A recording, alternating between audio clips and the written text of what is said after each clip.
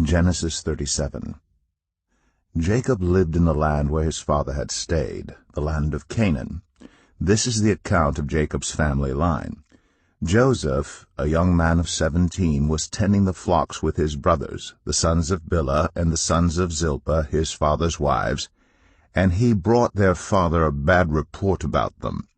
Now Israel loved Joseph more than any of his other sons, because he had been born to him in his old age, and he made an ornate robe for him. When his brothers saw that their father loved him more than any of them, they hated him, and could not speak a kind word to him. Joseph had a dream, and when he told it to his brothers, they hated him all the more. He said to them, "Listen to this dream I had. We were binding sheaves of grain out in the field, when suddenly my sheaf rose and stood upright, while your sheaves gathered around mine and bowed down to it." His brothers said to him, "Do you intend to reign over us? Will you actually rule us?" And they hated him all the more because of his dream and what he had said. Then he had another dream, and he told it to his brothers. "Listen," he said, "I had another dream, and this time the sun and moon and 11 stars were bowing down to me." When he told his father as well as his brothers, his father rebuked him and said, "What is this dream you had? Will your mother and I and your brothers actually come and bow down to the ground before you?" His brothers were jealous of him, but his father kept the matter in mind. Now his brothers had gone to graze their father's flocks near Shechem, and Israel said to Joseph, "As you know, your brothers are grazing the flocks near Shechem. Come, I am going to send you to them." "Very well," he replied. So he said to him, "Go and see if all is well with your brothers and with the flocks, and bring word back to me." Then he sent him off from the valley of Hebron. When Joseph arrived at Shechem, a man found him wandering around in the fields and asked him, "What are you looking for?" He replied, "I'm looking for my brothers. Can you tell me where they are grazing their flocks?" "They have moved on from here," the man answered. "I heard them say, 'Let's go to Dothan.'" So Joseph went after his brothers and found them near Dothan.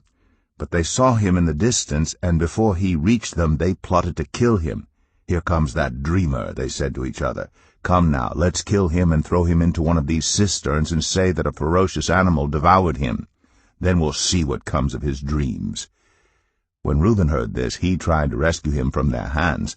"Let's not take his life," he said. "Don't shed any blood.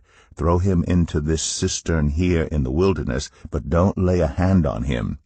Reuben said this to rescue him from them and take him back to his father.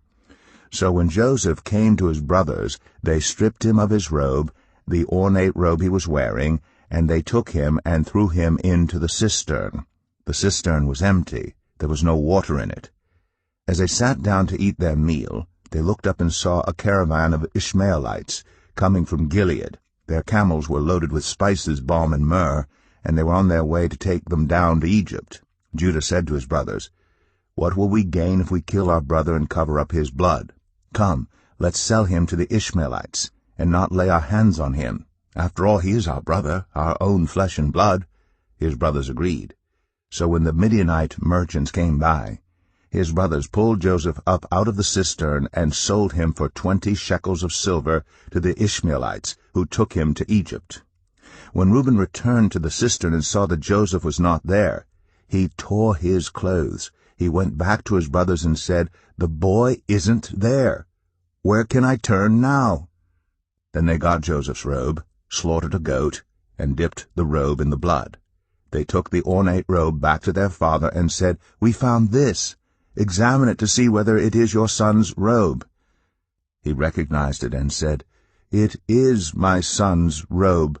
Some ferocious animal has devoured him. Joseph has surely been torn to pieces." Then Jacob tore his clothes, put on sackcloth, and mourned for his son many days. All his sons and daughters came to comfort him, but he refused to be comforted. "No," he said, "I will continue to mourn until I join my son in the grave." So his father wept for him. Meanwhile, the Midianites sold Joseph in Egypt to Potiphar, one of Pharaoh's officials, the captain of the guard.